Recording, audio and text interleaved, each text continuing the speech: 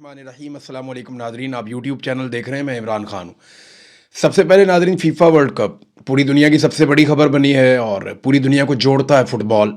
Specially Europe में, gulf countries में, Africa में, अमेरिका में, लैटिन अमेरिका में, कनाडा में, पूरी दुनिया में लोग बहुत फुटबॉल के साथ तो लोग बहुत जुड़े हुए हैं। जापान की भी टीम है और दुनिया के हर खित्ते में ये खेला जाता है फुटबॉल। शानदार गेम है। पाकिस्तान में लोगों ने बहुत बड़ी तादाद में देखा। तो फुटबॉल की दुनिया में 4 साल के बाद जो वर्ल्ड कप हुआ उसका चैंपियन अब स्पेन है। हालांकि ऐसा लग रहा था कि रेफरी भी साथ खेल रहे हैं मिलकर अर्जेंटीना के, और इससे पहले जैसे मिस्र को बाहर किया गया, कुछ और टीमों ने भी एतराज़ किया, लेकिन फाइनल में कमाल कर दिया और डिफेंस बड़ा शानदार था स्पेन का। फुटबॉल के बारे में आप लोग ज़्यादा लोग इसकी टेक्निकलिटीज़ को नहीं जानते तो उसमें जाते भी नहीं हैं, लेकिन इस फुटबॉल में 2-3 चीज़ें बड़ी इंपॉर्टेंट थी। एक तो इसराइल का जो वज़ीर आज़म है नेतन्याहू, वो और डोनाल्ड ट्रंप ये सपोर्ट कर रहे थे मेसी की टीम को, और स्पेन आपको पता है कि वो फ़लस्तीन के लिए आवाज़ उठाता है बार बार।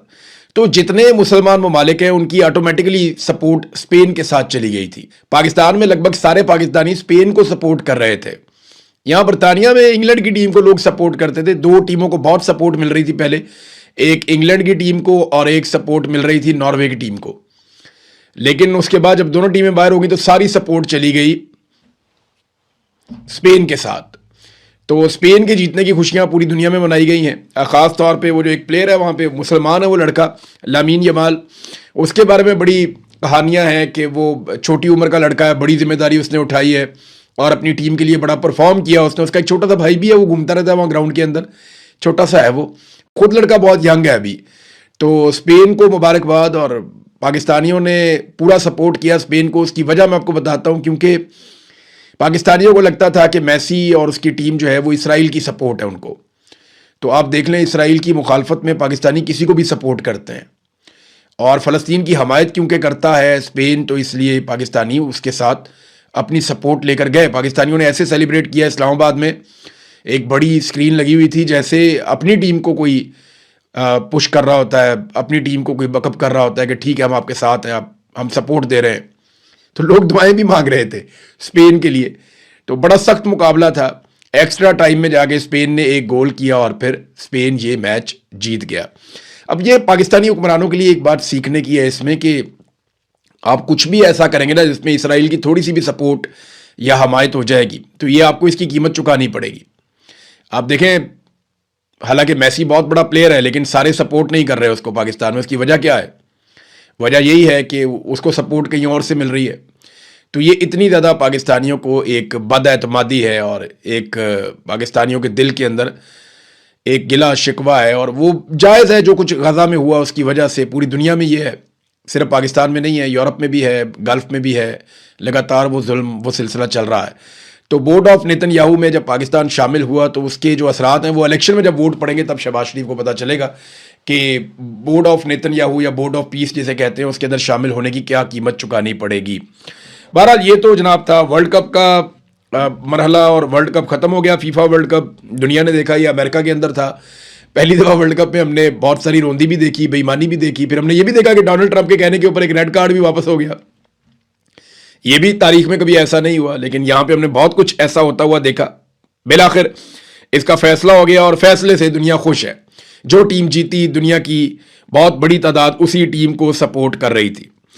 अब नादरीन आ जाए पाकिस्तान की सूरत हाल पे, तो सबसे पहले मैं आपको कश्मीर लेकर चलता हूँ। मैंने आपको अपने पिछले वीलॉग में एक ब्रेकिंग न्यूज़ दी थी कि कश्मीर में मामला तय हो रहे हैं। तो इस वक्त जो मेरी इन्फॉर्मेशन है उसके मुताबिक, जो मेरा सोर्स मुझे बता रहे हैं, वो ये बता रहे हैं कि इस वक्त ड्राफ्टिंग हो रही है कि जो मुआहदा इस वक्त मिलिट्री एस्टेब्लिशमेंट के लोग और जॉइंट अवामी एक्शन कमेटी के लोग जो मुआहदा तैयार कर रहे हैं उसकी ड्राफ्टिंग हो रही है। आखिरी वक्त में फटा इस बात पे पड़ा हुआ था कि 6 सीटें कम करने पे आमादा हो चुके हैं मिलिट्री एस्टेब्लिशमेंट के लोग, जबकि जॉइंट अवामी एक्शन कमेटी ने कहा नहीं जी 4 मैक्सिमम आप रख लें, लेकिन उनके लिए भी कुछ शराइत हैं। अब ये चीज़ें शायद हल हो जाएंगी, और अगर ये मुआहदा हो जाता है तो कश्मीरियों की बहुत बड़ी कामयाबी है। 3 चीज़ों पे नज़र रखनी पड़ेगी अगर ये मुआहदा होता है तो। नंबर 1, इलेक्शन की तारीख कहाँ तक जाती है, और जॉइंट अवामी एक्शन कमेटी अपने जो हमायत याफ्ता उम्मीदवार हैं उनको मैदान में उतारती है या नहीं उतारती, क्योंकि बहुत सारे जॉइंट अवामी एक्शन कमेटी के लोग हैं जो उनके बड़े वफादार हैं और कश्मीरियों के लिए उन्होंने बड़ी कोशिश की, बड़ी जिद्दोजहद की है। उन लोगों ने कागजात नामजदगी जमा भी करवाए हैं, उनके कागजात नामजदगी जो है मंजूर भी हो गए। तो ये उनके पास एक मार्जिन है कि वो इलेक्शन लड़ सकते हैं। तो इस वक्त जो है वो इलेक्शन की तारीख का मामला है, और दूसरा जो है वो महाजरीन वाली नशस्तें, उनका मामला है कि वो कितनी बचती हैं, बाकी 4 या 6 या 0, ये क्या होता है इसके बारे में जो है वो दूसरी ऑप्शन ये है। और तीसरी जो सबसे इंपॉर्टेंट एक चीज़ होगी, वो जो कलअदम करार दिया गया जॉइंट अवामी एक्शन कमेटी को, वो फैसला वापस होना, मुकदमात का वापस होना, जो लोग गिरफ्तार किए गए हैं उनको छोड़ना, 4th शेड्यूल से नाम निकालना, यानी जो कुछ भी उनके साथ जुल्म ज्यादती की गई है उसको ख़त्म करना, ये बहुत इंपॉर्टेंट होगा। तो इन 3 चीज़ों से ये फैसला हो जाएगा, और अगर ये फैसला हो जाता है तो सबके लिए विन विन सिचुएशन है कि आज़ाद कश्मीर एक इलेक्शन की तरफ चला जाएगा। लेकिन याद रखिएगा, आज़ाद कश्मीर में इलेक्शन में धांधला करना उतना आसान नहीं होगा जितना माजी में हुआ करता था, क्योंकि मिलिट्री एस्टेब्लिशमेंट यहाँ पे जैसे ही फॉर्म 47 जारी करेगी ना, वैसे ही अवाम निकलकर सड़कों में बैठ जाएगी। फिर इन्होंने ये बता भी दिया कि जब हम बैठ जाते हैं फिर हम उठते नहीं अपना हक लिए बगैर। तो ये अब बताया जा रहा है कि अगले 24 घंटों में, 48 घंटों में कोई ना कोई ऐसी बड़ी डेवलपमेंट आ सकती है, अगर किसी ने बहुत ऊपर से कोई रुकावट ना डाली तो। और याद रखिएगा, ये मुज़ाकरात पाकिस्तान की मिलिट्री एस्टेब्लिशमेंट और ज्वाइंट अवामी एक्शन कमेटी के बीच में हुए। सहूलतकारी अदा की कुछ पाकिस्तान के बाहर से आने वाले लोगों ने, ओवरसीज़ ने, लेकिन फेस सेविंग के तौर पे इसमें कुछ सियासतदान ज़रूर डाले जाएंगे मिलिट्री एस्टेब्लिशमेंट की जानिब से, क्योंकि वो अपने ऊपर इन चीज़ों का बोझ नॉर्मली नहीं लेते। नाज़रीन, मैं आपको बताता हूं कि क्या कुछ हुआ आज़ाद कश्मीर में। इसकी एक छोटी सी मैं आपको मिसाल देता हूं। एक कहानी है 2 भाइयों की। रावला कोट में जब फायरिंग हुई, गोली चली और बहुत बुरे हालात हुए, उस वक्त एक नौजवान है, उसे गोली लग गई। उसका भाई रिक्शा ड्राइवर है। मुझे इन दोनों का नाम भी पता है, ज़्यादा मैं डिटेल में जाऊंगा तो प्रॉब्लम भी हो जाती है, लेकिन मैं आपको बात बता देता हूं कि एक्चुअली हुआ क्या। और वो बेचारे अभी भी वहां रावलपिंडी में बंद हैं, अडयाला जेल में। एक नौजवान है, उसे गोली लग गई और गोली उसकी बॉडी को क्रॉस कर गई, धड़ पे उसकी गोली लगी और गोली क्रॉस कर गई। तो उन्होंने कहा जी इसको फौरी तौर पे आप यहां से शिफ्ट करें किसी बड़े अस्पताल में। तो आज़ाद कश्मीर से उसका भाई उसको लेकर यहां इस्लामाबाद रावलपिंडी में आ गया और एक सरकारी अस्पताल के अंदर उसका इलाज शुरू करवाया। वहां पे जनाबे अली पुलिस आती है और आकर उन दोनों भाइयों को गिरफ्तार कर लेती है। एक भाई जख्मी है, दूसरा भाई जो रिक्शा ड्राइवर है वो अपने भाई के साथ आया और उसका कोई ताल्लुक नहीं किसी चीज से। दोनों को गिरफ्तार कर लिया गया। 17-18 दिन हो गए हैं। एक भाई जो है वो जेल के अंदर बंद है और उसको शनाख्त परेड में डाला गया कि जनाब शनाख्त परेड हम करेंगे तो हमें पता चलेगा कि तुम किस जुर्म में मुलव्वस हो। जब 17 दिन के बाद उसकी शनाख्त परेड करवाई गई तो पता चला उसको डाल दिया 26 नवंबर 2024 के मुकदमे में। ना उसका कोई ताल्लुक, ना वो कभी उस दिन इस्लामाबाद आया, वो आज़ाद कश्मीर का रहने वाला। उसको उठाकर 2 साल पुराने एक मुकदमे के अंदर डाल दिया। 1.5-2 साल हो गए। उस मुकदमे में उसको डाल दिया एक भाई को, और दूसरा भाई अभी भी जेल में कैद है और अस्पताल में उसका इलाज हो रहा है। ये इस लेवल का जुल्म पाकिस्तान के अंदर किया गया कश्मीरियों के साथ। वो बेचारे इलाज करवाने के लिए आए थे, उन्हें गोली मारी थी, सरकारी गोली लगी हुई थी। तो अब जब तक वो जरा सेट नहीं हो जाते तब तक उनके ऊपर दबाव डाला जाएगा। इस मुकदमे के अंदर उन्हें दबा के इस बात पे कायल किया जाएगा कि किसी भी सूरत में तुमने हमारे खिलाफ कोई स्टेटमेंट नहीं देना, कोई बयान नहीं देना, लिहाजा चुप करके वापस जाओ। और अब दोनों भाइयों की गिरफ्तारी डाली हुई है।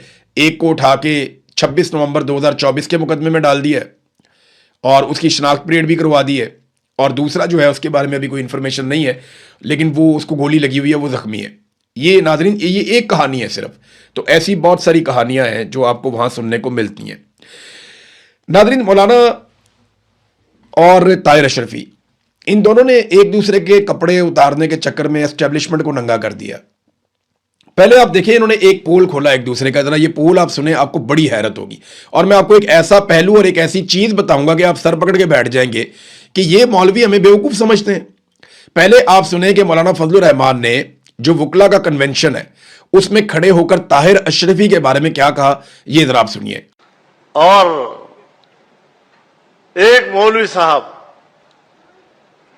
اگلے دن رات کو ایک کھانے پر میرے ساتھ بیٹھا ہے, مجھے مبارکباد بھی دے رہا ہے جلسے کی, اور اگلے دن رو رہا ہے مولانا صاحب نے رو کے بھی دکھایا تھوڑا سا نا, ایکٹنگ کر کے. تو یہ طاہر اشرفی کے بارے میں کہہ رہے ہیں کہ وہ آیا میرے پاس اور مجھے جلسے کی مبارکباد دے رہا تھا, اور اگلے دن ٹی وی پہ دیکھا تو وہ رو رہا تھا. یہ کیا ڈرامہ ہے؟ اچھا, طاہر اشرفی کا ذرا جواب سن لیتے ہیں, پھر میں آپ کو بتاتا ہوں بڑی مزے کی کہانی کہ یہ دونوں مولوی ایک دوسرے کے کپڑے اتارنے کے چکر میں پاکستان کی ملٹری اسٹیبلشمنٹ کو ننگا کر گئے. یہ ذرا آپ سنیے, طاہر اشرفی صاحب مولانا کو جواب دے رہے ہیں. آپ نے جلسے کے حوالے سے بات ہوئی تو دونوں باتیں آپ کو بتانی چاہیے تھی. جہاں میں نے آپ سے یہ کہا کہ بہت اچھا جلسہ آپ نے کیا, وہاں میں نے آپ سے یہ کہا کہ کچھ جملے کچھ چیزیں آپ نے سخت کہی. وہ کہتے ہیں جی میں نے آپ کے جلسے کی تعریف ضرور کی تھی, لیکن میں نے آپ کو بتا دیا تھا کہ کچھ چیزیں اور کچھ جملے آپ نے سخت کہے ہیں. یہ انہوں نے اعتراض وہاں پہ فضل الرحمان صاحب کے منہ پہ کر دیا تھا. اب میرا ایک سادہ سا آپ سے سوال ہے, آپ کا کوئی جاننے والا ہے, آپ اس کے اندر کوئی برائی دیکھتے ہیں اور آپ اسے وہاں پہ بتاتے ہیں کہ جناب یہ تو چیز آپ کی بہت اچھی, کپڑے آپ نے بہت اچھے پہنے لیکن کھانا آپ نے ٹھیک طریقے سے نہیں کھایا, یا فلانی چیز تو آپ نے بہت اچھی کی ہے لیکن یہ والا کام آپ نے غلط کیا ہے. تو آپ نے اپنے دوست کو, اپنے جاننے والوں کو, یا جس کے ساتھ آپ کا اچھا تعلق ہے, آپ نے اس کو بتا دیا کہ جناب یہ چیز مجھے لگا کہ آپ کی ٹھیک ہونی چاہیے تھی, یہ چیز آپ کی بہت اچھی تھی, یہ چیز آپ کی بری تھی. اتنا ہی کریں گے نا آپ, یا اس کے بعد آپ جائیں گے اور جا کر ٹی وی چینل کے اوپر بیٹھ کے آپ ایک پریس کانفرنس کریں گے اور اس میں رونا شروع ہو جائیں گے کہ جناب وہ آپ نے بہت برا کیا. جب آپ مولانا فضل الرحمان صاحب سے ملے اور آپ نے انہیں بتا دیا کہ یہ چیز آپ نے ٹھیک نہیں کی, تو اس کے بعد پھر آپ کو ٹی وی پہ بیٹھ کے آپ کس کو ثابت کر رہے تھے کہ جناب میں آپ کا وفادار ہوں, جناب میں آپ کا پالتو ہوں, جیسے آپ کہیں گے میں ویسے ہی کروں گا, جیسے آپ نے مجھے پالا پوسا بڑا کیا تو میں آپ کی خدمت کے لیے حاضر ہوں. اور آپ اسی مولانا جس کے ساتھ آپ بیٹھ کے آئے, جس کو آپ تعریف کر کے آئے, جس کو آپ کے بقول آپ نے کہا بھی کہ سخت آپ نے کچھ باتیں کی ہیں, تو وہ آپ آگے پریس کانفرنس میں آپ بتائیں گے. یعنی آپ کا ایک دوست ہے, آپ اسے ملتے ہیں, اسے کہتے ہیں یار اپنی یہ چیز ٹھیک کر لے, تو یہ آپ دو دوستوں کی بات ہے نا. پھر آپ جاتے ہیں پریس کانفرنس کر کے, وہاں پہ بھی وہ بات آپ کرتے ہیں, تو اس کا مطلب ہے آپ کا موٹو کچھ اور ہے. اب ان دونوں نے ایک دوسرے کے کپڑے کیسے اتارے؟ فضل الرحمان صاحب نے طاہر اشرفی صاحب کو کہا کہ آپ تو میرے پاس آئے تھے, میری تعریفیں کر رہے تھے, پھر ادھر چلے گئے. طاہر اشرفی نے آگے سے کہا میں وہ بھی بتاؤں, وہ جو آپ مجھے کہہ رہے تھے کسی کو پیغام بھیجنا ہے. اندازہ کریں, یہ مولانا صاحب کو کہہ رہے ہیں کہ جب رجیم چینج آپریشن ہو رہا تھا, جب عمران خان کی حکومت گرائی جا رہی تھی, تو اس وقت تو آپ کو یہ فوج بہت اچھی لگ رہی تھی. تو طاہر اشرفی نے یہ بات کنفرم کر دی کہ رجیم چینج آپریشن جب ہوا, جب عمران خان کی حکومت گرائی گئی, تو وہ فوج گرا رہی تھی. اسی لیے فضل الرحمان کو اس وقت فوج اچھی لگ رہی تھی, اور آج فوج فضل الرحمان کو اچھی نہیں لگ رہی, اور فضل الرحمان طاہر اشرفی کے ذریعے سے فوج کو کوئی پیغام بھی بھیجنا چاہتے ہیں. اور الیکشن سے 3 دن پہلے بھی فضل الرحمان نے کچھ ایسا کیا جو طاہر اشرفی کو پتا ہے. یعنی اب ہوا یہ کہ فضل الرحمان کو گندا کرنے کے چکر میں طاہر اشرفی نے اپنے مالکوں کے کپڑے اتار دیے, ان کے بارے میں بتا دیا جناب کہ ان کے یہ حالات ہیں, اور فوج جو ہے وہ سیاست میں کتنی مداخلت کرتی ہے. فضل الرحمان صاحب خود سے بتا رہے ہیں, انہوں نے کہا جناب مجھے تو فوج نے کہا تھا, مجھے تو انہوں نے کہا تھا اسٹیبلشمنٹ نے کہ ہم حکومت گرا دیتے ہیں خیبر پختونخوا کی, اور آپ کو حکومت بنا دیتے ہیں, بندے توڑ کے آپ کو دے دیتے ہیں, تو میں نے انکار کر دیا تھا. فضل الرحمان صاحب نے انکار نہیں کیا تھا, فضل الرحمان صاحب کی دال گلی نہیں. اگر فضل الرحمان صاحب نے انکار کیا ہوتا نا, تو کم سے کم فضل الرحمان صاحب پشاور ہائی کورٹ میں وزیر اعلیٰ خیبر پختونخوا کے الیکشن کو رکوانے کے لیے رجوع نہ کرتے. فضل الرحمان صاحب نے باقاعدہ پشاور ہائی کورٹ سے رجوع کیا تھا سہیل آفریدی کے وزیر اعلیٰ بننے کے پروسیس کو رکوانے کے لیے. یہ انہوں نے کیوں کیا تھا؟ یہ انہوں نے اسی لیے کیا تھا تاکہ وہ اپنا وزیر اعلیٰ بنا سکے. لیکن پھر دال گلی نہیں. جب دال گلی نہیں تو انگور کھٹے ہیں, وہ لومڑی چھلانگے مارتی ہے نا بار بار انگور کی بیل پہ, جب وہ ہاتھ میں نہیں آتی نا کہتی ہے کھٹے ہیں انگور, میرے ہاتھ نہیں آئے نا تو میں ذہن بنا لیتی ہوں کھٹے ہیں. تو فضل الرحمان صاحب نے کہا انگور کھٹے ہیں, بھئی میں اس گھوڑے پہ بیٹھتا ہی نہیں جس کی لگامیں میرے کنٹرول میں نہ ہو, اور میں نہیں یہ کروں گا. آپ مجھے بندے توڑ کے دیں گے تو میں ایسا نہیں کروں گا. یہ اصول انہیں تب یاد آیا جب انہیں پتا چلا کہ ہم اصول توڑ کے بھی حکومت نہیں بنا پا رہے. تو فضل الرحمان صاحب تو گئے تھے کورٹ میں اس الیکشن کو رکوانے کے لیے. تو ایک یہ چیز اپنے ذہن میں رکھیں, جب عثمان چودھری صاحب ہیں ایک جرنلسٹ, फजल रहमान साहब जब वहां से निकले तो उन्होंने एक सवाल किया, और फजल रहमान साहब का सारा बयानिया जितना उन्होंने घड़ के बनाया था ना, वो एक सवाल के अंदर वाड़ दिया उन्होंने। उस्मान चौधरी ने एक ही सवाल किया, उसने कहा जनाब जो मखसूस नशस्तें आपने माले गनीमत के तौर पे ली हुई हैं वो आप कब छोड़ेंगे? फजल रहमान साहब का मुंह बन गया। अब उन्हें समझ ही नहीं आया, कभी वो इधर देखें कभी वो बेचारे अजीब वो कपकपाहट में चले गए कि मैं जवाब क्या दूं इस बात का। मैंने चोरी करके पाकिस्तान तहरीक इंसाफ की मखसूस नशस्तें ली हुई हैं अदालत के साथ मिलकर 2 नंबरी करके, मैं अब इलेक्शन पे तनकीद कर रहा हूं तो मैं किस मुंह से कर रहा हूं? ये सवाल मेरे से क्या कर लिया?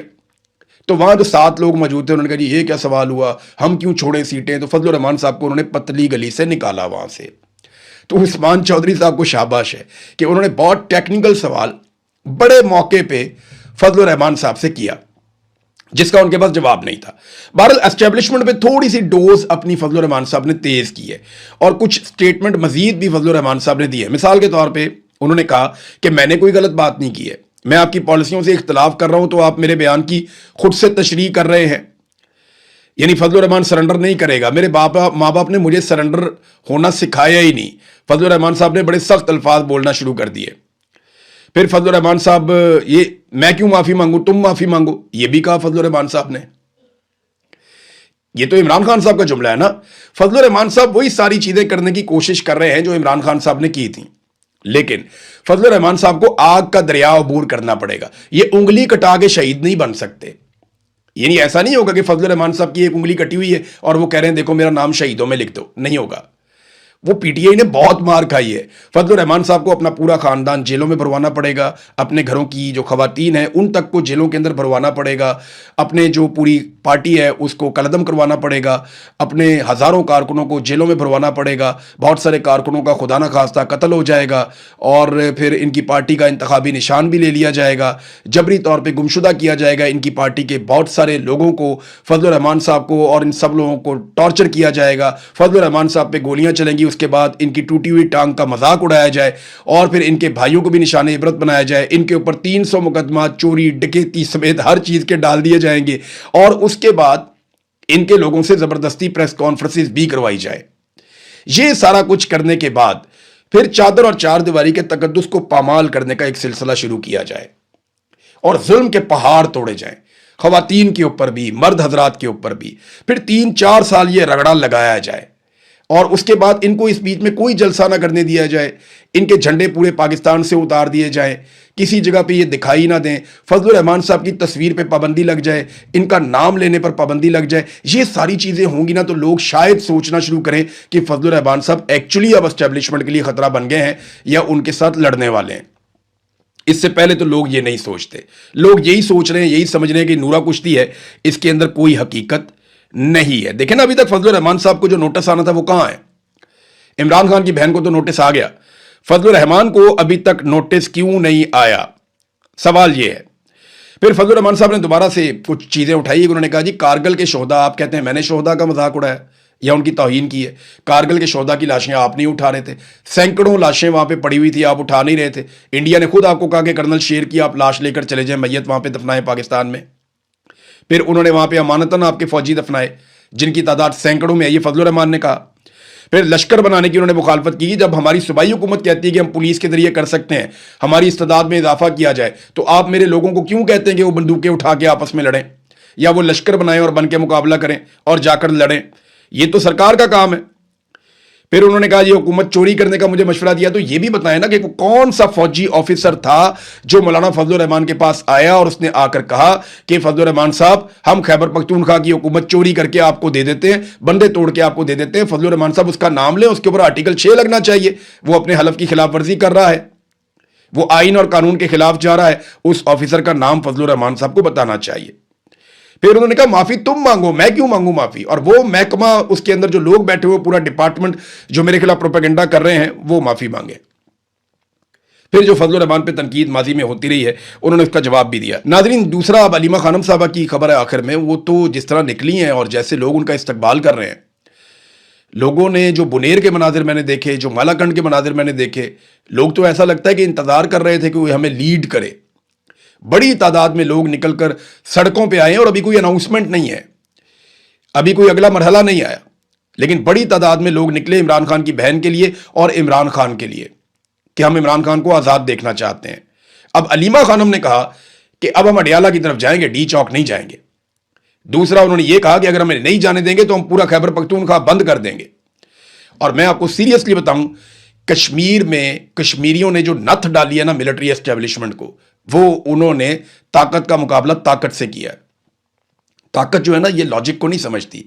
جب آپ عوامی طاقت لے کر آئیں گے تب انہیں سمجھ آئے گی کہ عوامی طاقت کا ان کا مقابلہ اب کرنا ہے. تو طاقت کو آپ طاقت سے کنٹرول کر سکتے ہیں, اور عوامی طاقت سے بڑی طاقت کوئی اور ہوتی نہیں ہے. تو اگر خیبر پختونخوا کے لوگ لاکھوں کی تعداد میں نکل کے سب کچھ بند کر دیں تو ملٹری اسٹیبلشمنٹ کو پھر گھٹنوں پہ آنا پڑے گا. یہ حقیقت ہے, اس سے آپ بھاگ نہیں سکتے. اب جو مرضی کر لیں یہ کرنا ہی پڑے گا, اور یہ ان لوگوں کو کرنا پڑے گا جن کی رسپانسبلٹی ہے. یعنی علیمہ خانم کو میں دیکھ رہا ہوں نا زور لگاتے ہوئے, تو مجھے ان لوگوں پہ عجیب سی کیفیت ایک آتی ہے کہ وہ جو ووٹ لے کر بیٹھے ہوئے عمران خان کے نام کے اوپر, وہ سارے کدھر گئے؟ جنہیں لاکھوں ووٹ پڑے ہیں وہ کدھر گئے؟ جو وزارتوں میں ہیں وہ کدھر گئے؟ جنہیں گاڑیاں ملی ہوئی ہیں, جو کمیٹیوں میں بیٹھے ہوئے وہ کدھر گئے؟ جو پروٹوکولز لے رہے ہیں وہ کدھر گئے؟ وہ لوگ نظر نہیں آ رہے. لیکن عمران خان کی بہن, جس نے کل کو کچھ بھی نہیں بننا, کوئی پولیٹیکل سیٹ اس کی نہیں ہوگی, لیکن وہ پورا زور لگا رہی ہیں. تو بڑا شاندار طریقے سے وہ تحریک کو آگے بڑھا رہی ہیں. کچھ لوگوں نے کام شروع کر دیا ہے, جیسے کہ اقبال افریدی صاحب ہیں, وہ بہت زور لگا رہے ہیں. خرم ذیشان صاحب ہیں, وہ بہت زور لگا رہے ہیں. کچھ اور لوگ اپنے طور پہ اپنی اپنی جگہ پہ کوششیں کر رہے ہیں کہ نوجوانوں کو اکٹھا کیا جائے اور تنظیم کو اتنا تگڑا کیا جائے اور پوری ایک تحریک کھڑی کی جائے. اسٹریٹ موومنٹ کے لیے وہ اپنے طور پہ کوششیں کر رہے ہیں. لیکن اگر سہیل افریدی اور جنید اکبر صاحب یہ لوگ زیادہ زور لگائیں تو یہ جلدی کام ہو جائے گا, اور خیبر پختونخوا کی اس میں رسپانسبلٹی زیادہ ہوگی. ناظرین, اب تک کے لیے اتنے, اپنا خیال رکھیے گا, اپنے اس چینل کا بھی